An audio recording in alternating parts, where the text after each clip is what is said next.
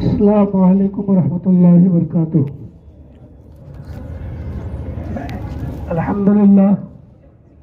الحمدللہ الذی ابدع الافلاک والارضین والصلاة من کان نبی وآدم بین الماء والطین وعلی آلہ واصحابہ اجمعین، اما بعد فاعوذ باللہ من الشیطان الرجیم ببرکۃ المصطفیٰ بسم اللہ الرحمن الرحیم۔ کما قال اللہ تبارک و تعالی فی القرآن المجید و برہان الرشید، فاستبقوا الخیرات، آمنت باللہ صدق اللہ العظیم و صدق رسولہ النبی الامین الکریم ونحن علی ذلک لمن الشاہدین والشاکرین والحامدین والحمد للہ رب العالمین۔ معزز سامعین کرام، عزیزان ملت اسلامیہ، خطبہ مسلمہ کے بعد قرآن مقدس کی آیت مقدسہ تلاوت کرنے کا شرف حاصل کیا ہوں، تو آئیے کچھ عرض معروض سے پیشتر ہم اور آپ مل کر سب سے پہلے گنبد خضرا میں آرام فرمانے والے آقا مکی مدنی داتا حضور رحمت للعالمین شفیع المذنبین درود پاک پڑھیں۔ شہد کی مکھی آئی ہوئی ہے، درود پاک پڑھیں۔ اللہم صلی علی سیدنا مولانا محمد طب القلوب ودوائها وعافیت الابدان وشفائها ونور الابصار وضیائها وعلیہ وصحبہ دائما ابدا۔ اللہم صلی علی سیدنا مولانا محمد طب القلوب ودوائها وعافیت الابدان وشفائها ونور الابصار وضیائها وعلیہ وصحبہ دائما ابدا۔ حضرات آئیے ہمارا مل کر سب سے پہلے گنبد خضرا میں آرام فرمانے والے آقا مکی مدنی داتا حضور تاجدار عرب و عجم حضور رحمت للعالمین طٰہٰ و یاسین حضور احمد مجتبیٰ محمد مصطفیٰ صلی اللہ تعالیٰ علیہ وسلم کی بارگاہ رسالت ماب میں عقیدت اور خلوص کے ساتھ درود پاک پڑھیں۔ اللہم صلی علی سیدنا مولانا محمد طیب ترضیٰ بأن تصلی علیہ صلاۃ تبقیٰ تدوم بالدوام الملک الحی القیوم۔ رات خطبہ مسئلہ کے بعد قرآن مقدس کی آیت میں نے تلاوت کی، اللہ فرماتا فاستبقوا الخیرات، تو تم نیکیوں کی طرف سبقت لے جاؤ، نیکیوں کی طرف سبقت کرو۔ حضرات، ایک تو ہے نیکی کرنا اور ایک ہے نیکیوں کو بچانا۔ آج لوگ برائیوں میں کمپیئر کرتے ہیں، لیکن ہمارے اسلاف اور اکابرین کا نہج رہا ہے، طریقہ رہا ہے کہ وہ ہمیشہ اچھائیوں میں کمپیئر کرتے تھے کسی بزرگ سے، یعنی کہ جو خوبیاں اس کے اندر نہیں ہوتی تھی دوسرے بزرگوں میں دیکھتے تھے تو ان خوبیوں کو اپنے اندر جذب کرنے کی کوشش کرتے تھے۔ اگر ان کو 6 مہینہ، سال بھر، 2 سال، 5 سال، 10 سال اگر اس بزرگ کے ساتھ ان کو صحبت اختیار کرنے کی ضرورت پڑتی تو وہ کرتے، ان کی تلمیذ بنتے، شاگرد بنتے، اس کی خدمت کر کے، اور اس بزرگ کے اندر جو اچھائی ہوتی تھی وہ اس کو اپنے اندر جذب کرتے، ہے نا۔ اگر آپ عموماً آج دہلی تقریباً 22 خواجاؤں کی چوکھٹ ہے، اور خواجہ سمر دہلوی کو لے کر 23 خواجاؤں کی چوکھٹ ہے۔ کتنا؟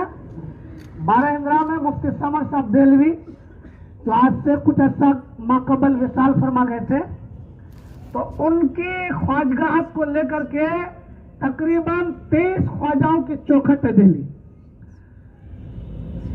ہندوستان کے سب سے بڑے ولی حضور خواجہ معین الدین چشتی رحمۃ اللہ علیہ، جن کی چھٹی شریف تقریباً انگریزی تاریخ 28 جنوری کو آتا ہے، رجب کی 6 تاریخ کو حضور خواجہ معین الدین چشتی رحمۃ اللہ علیہ کا عرس مقدس منایا جاتا ہے، بڑے تذک و احتشام کے ساتھ۔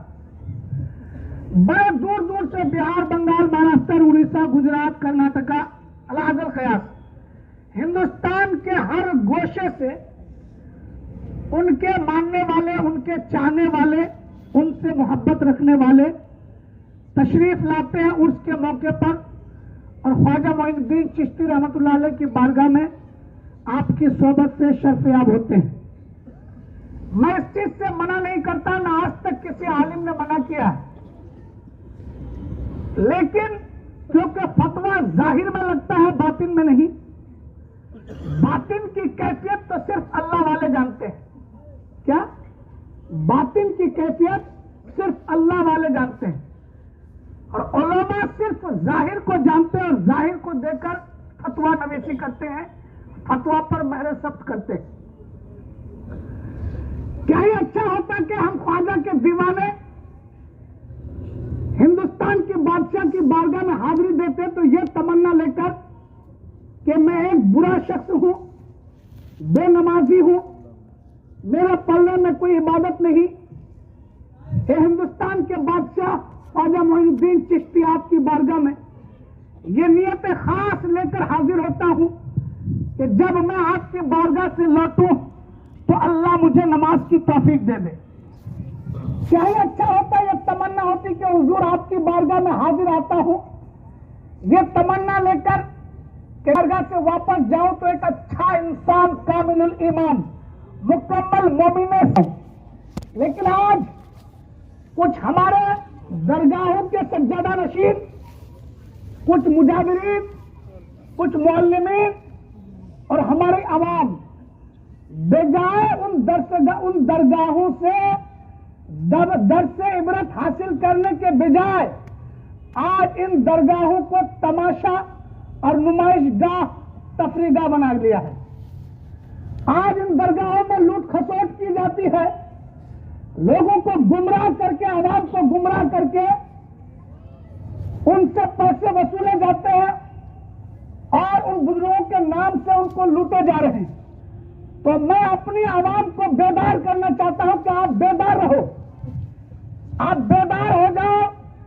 آقا کریم صلی اللہ تعالی علیہ وسلم جو طریقہ آپ کو بتایا ہے، جو درس آپ کو دیا ہے، جو تعلیم آپ کو صحابہ نے اور اللہ کے رسول نے دی ہے، آپ اس پر عمل پیرا ہو۔ یہ کوئی ضروری نہیں ہے کہ جلسہ و جلوس کے منبر نور پر ایک مقرر 50,000 نذرانہ لے کر بریلی سے اپنی عوام کو بیدار کر کے اور مدینے میں لے کے پٹک دیتا ہے، ان کی یہ تقریر ہوتی ہے۔ یہ باتیں نہیں بتائی جاتی ہیں جو جمعے میں آپ کے مساجد کے ائمہ بتاتے ہیں، جو باریکی سے۔ رات میں کہنا چاہوں گا کہ آج عوام میں یہ مشہور ہے کہ درگاہوں میں جا کر وہاں دھاگے ملتے ہیں خریدنے کے، خرید کر کے اپنے ہاتھوں میں خود باندھتے ہیں، اپنے بچوں کی کلائیوں میں باندھتے ہیں، کڑے پہنتے ہیں، اللہ عزل قیاس نہ جانے نتنے انداز سے کیا کیا درگاہوں سے کر کے آتے ہیں۔ مجھے تاریخ کے حوالے سے علم و شریعت کی روشنی میں کوئی عالم اگر اس مجمع میں ہو تو وہ کھڑے ہو کر بتا دے کہ کوئی بھی ولی اپنی درگاہوں سے کسی کو یہ تعلیم یا کوئی پیغام دیا ہو کہ میرے بارگاہ سے تم دھاگا یا کڑا یا اس قسم کی چیزیں لے کر خرید کر پہننا تو تمہیں افادہ حاصل ہوگا۔ گارنٹی کے ساتھ 100% یہ ناچیز ببانگ دہل مجمع عام میں بڑی ذمہ دار اسٹیج سے یہ بول رہا ہوں کہ کسی اللہ کے ولی نے ایسی تعلیم اپنے نبی کی قوم کو کبھی نہیں دی ہے۔ انہوں نے ہمیشہ اللہ کے بندوں کو اور نبی کی امت کو گمراہی سے نکال کر راہ راست دکھایا ہے کہ یہ راستہ سیدھا ہے، یہ سچا ہے، یہ حق ہے، اس پر عمل کرو تو تم دنیا میں بھی نجات پاؤ گے اور آخرت میں بھی اللہ تمہاری بخشش و مغفرت کر دے گا۔ حضرات، یہ تعلیم درگاہوں میں جا کر شور شرابہ کرنا، اس قسم کی چیزیں خریدنا، اور سنو ایک بات بڑے باریکی کے ساتھ میں کہنا چاہوں گا کہ آج یہ یہود و نصارہ ہمیں نبی کی تعظیم، علماء کی تعظیم، بزرگان دین کی تعظیم سے دور کرنے کے لیے ہمارے مصلی پر کعبے کی تصویر، گنبد خضرا کی تصویر، اور حد تو یہ ہے کہ آج کل ہم نے اپنے ماتھے کی آنکھوں سے دیکھا ہے کہ پانی پینے والے گلاس میں، چائے کے کپ میں گنبد خضرا کا نقش، کیا گنبد خضرا کا نقش پیالیوں میں، گلاسوں میں، کٹوروں میں چھاپ دیا ہے، اور شہرت کیا دیتے ہیں کہ ان پیالیوں میں، ان گلاسوں میں پانی پینے سے بیمار شفایاب ہو جائے گا، کیونکہ اس میں گنبد خضرا نقش ہے۔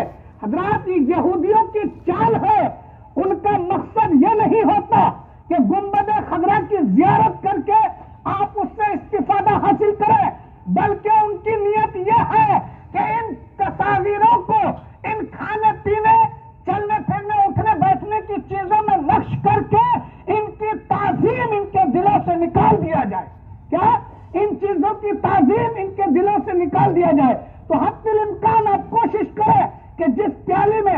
गिलास में, जिस मुसल्ले में काबे की तस्वीर हो या गुंबद खदरा की तस्वीर हो या किसी गौसे आजम के दरगाह का गुंबद का नक्शा हो, तो इस किस्म की चीजों को आप खरीदने बेचने से बिल्कुल इज्तिनाब करें। ये शरअन नाजायज और हराम है। इन चीजों की तस्वीरों को मुनक्किश करके अहले ईमान के दिलों से इन चीजों की ताजीम को दूर करना मकसूद है, इसके अलावा उनकी और कोई नियत नहीं। तो हजरात, इन चीजों पर ध्यान रखें।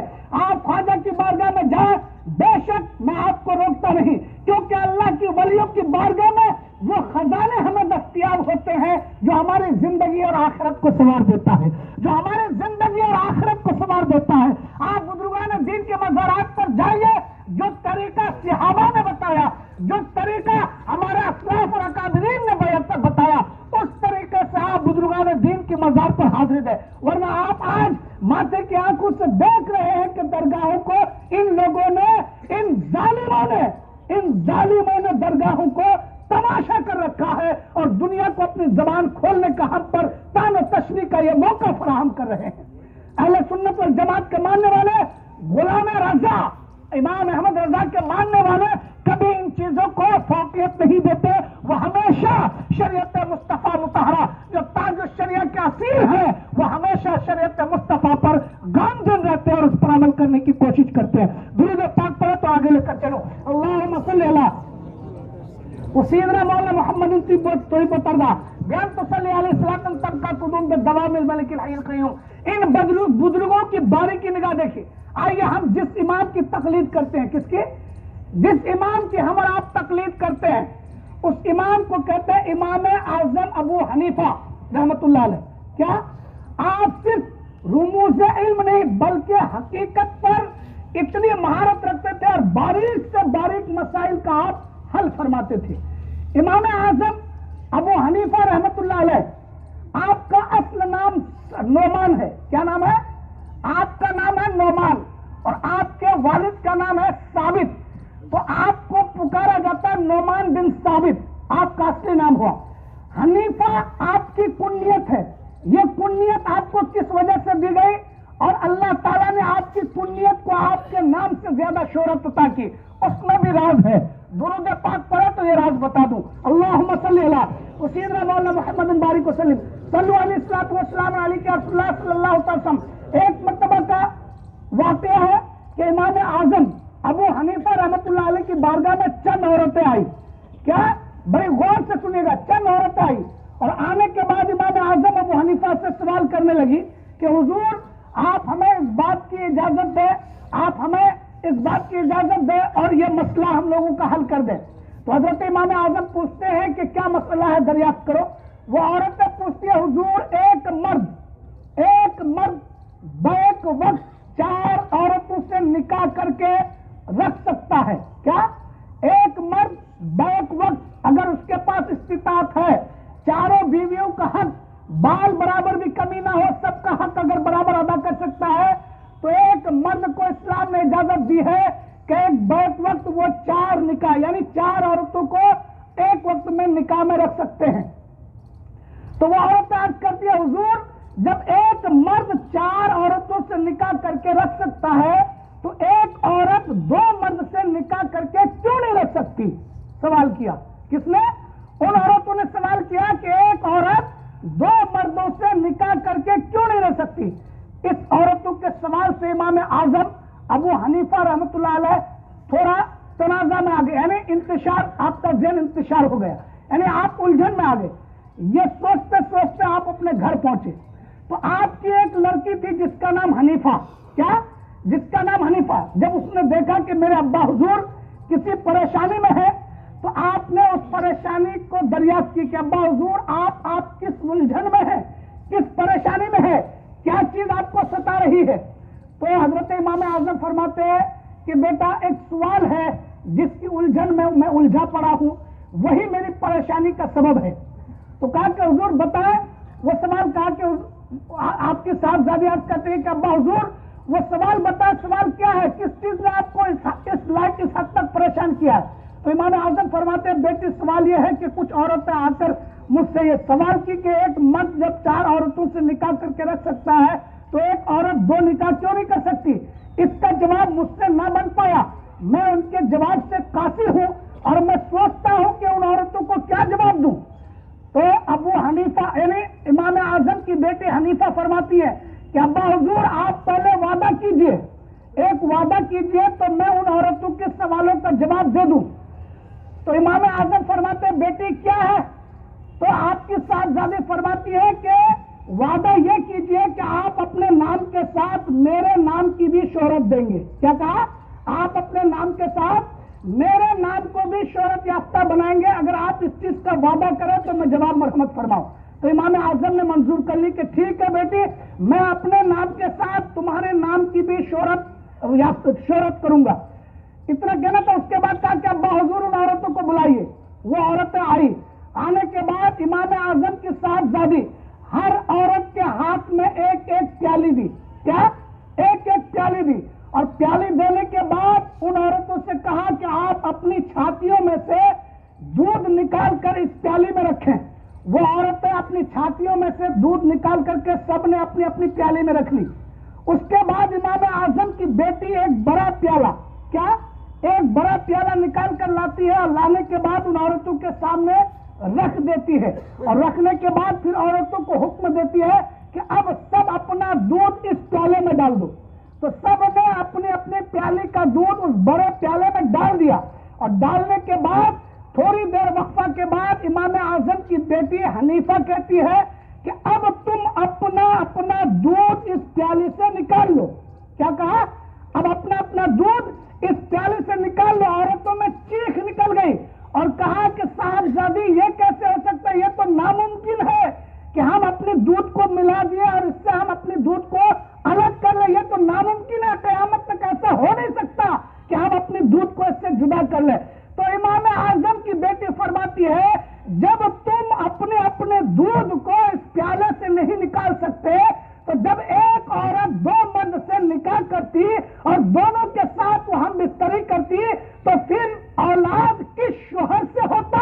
तुमको ये बात कैसे पता चलता कि ये औलाद किसके नुत्फे से है? तुम ये बता नहीं सकती थी। इसलिए अल्लाह ने औरतों को एक निकाह पर सब्र करने, इक्तिफा करने का हुक्म दिया है। एक औरत 2 मर्द से निकाह नहीं कर सकती। एक औरत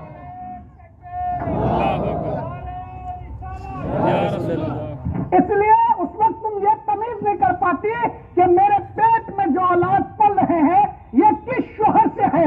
जब तुम ये पता नहीं कर सकती, इसलिए अल्लाह तबारक व तआला का हुक्म औरतों को यह मिला कि एक औरत एक वक्त में एक ही मर्द से निकाह कर सकता है ताकि उसकी नस्ल साबित हो जाए।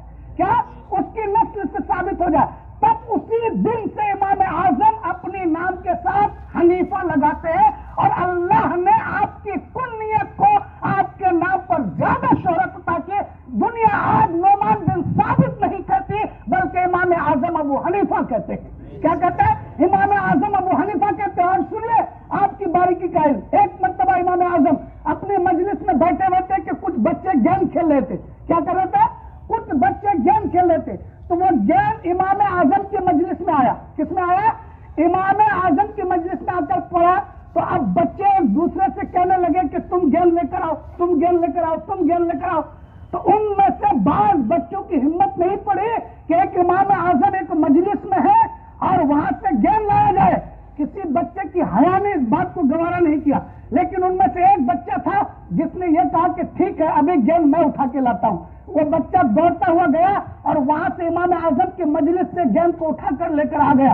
उस बच्चे को देखने के बाद इमाम आजम ने फरमाया कि ये बच्चा हरामी है। अल्लाह अकबर। क्या कहा? देखो अल्लाह वालों की शान देखो। इमाम आजम ने कहा कि ये बच्चा हरामी है, इसमें से हया खत्म है। अल्लाह अकबर कबीरा। उसके बाद तारीख बताती है कि जब उस बच्चे को पास बुलाकर उसकी नस्ल को साबित करने लगा, रिसर्च करने लगा, तो पता चला कि वाकई वो बच्चा हरामी है। जो इमाम आजम ने कह दिया था वही बात साबित। इमाम आजम ने जो बात कहा वही बात साबित हो गई। अल्लाह तबारक व तआला इन औलिया अल्लाह को, इन अपने दोस्तों को, इन वलियों को वो ताकत अता किया है कि अपनी निगाह से ये तहफ्फुज़ तराज से लेकर लोहे महफूज तक का मुलाजा फरमाता है।